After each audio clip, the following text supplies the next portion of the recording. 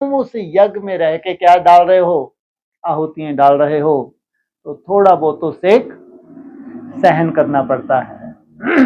क्योंकि या तो तुमको जाना है परम धाम, और या तो तुम्हारे से नई सृष्टि की शुरुआत होनी है। दो ही रूपरेखा है ना। इस सृष्टि में 800 करोड़ आत्माएं या पॉपुलेशन जो भी हो आगे चल के, छोड़ो फालतू बातें, लेकिन उनमें श्रेष्ठ से श्रेष्ठ आत्माएं हमारी जो मुरली हैं अव्यक्त वाणी में कितनी हैं? श्रेष्ठ से श्रेष्ठ आत्माएं 9 लाख, बिल्कुल, है ना। भक्ति मार्ग में 9 लाख स्टार होते हैं।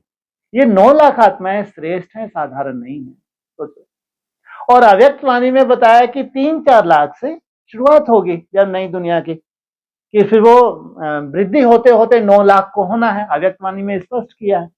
तो ऐसा नहीं कि साइंटिस्ट में कोई 9 लाख होंगे, ऐसा तो बिल्कुल है ही नहीं अव्यक्त वाणी के हिसाब से।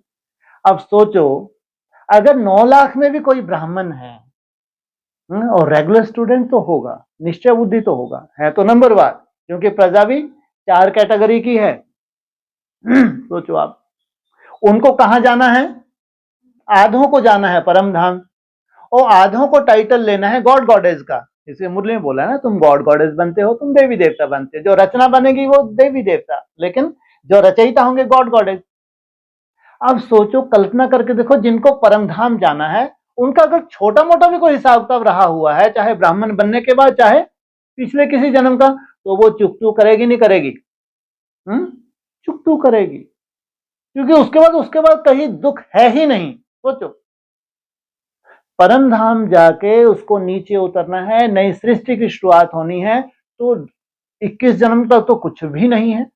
और उसका बाबा तो कहते हैं 3 हिस्सा सुख 1 हिस्सा दुख। तो सोचो, तो ये जो श्रेष्ठ आत्माएं हैं, तो इनके सामने जो भी स्थिति परिस्थितियां बनती हैं, इसलिए ये अक्सर कई बार उंगली भी उठाते हैं, भक्ति मार्ग वाले तो हमारे से अच्छे, ज्ञान मार्ग में है तो हमारे लिए तो ऐसा ऐसा ऐसा ऐसा, हम तो भगवान के बच्चे बने। अरे तुम, सबसे बड़ी आफत तो तुम नहीं की है भगवान का बन के।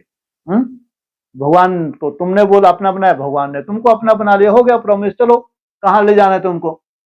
घर ले जाना है, घर ले जाके तुमको कहाँ टपकाना है? तो तुम भगवान के बने, भगवान ने अपना स्वीकार कर लिया। इसे आप थोड़ी भगवान देखेगा।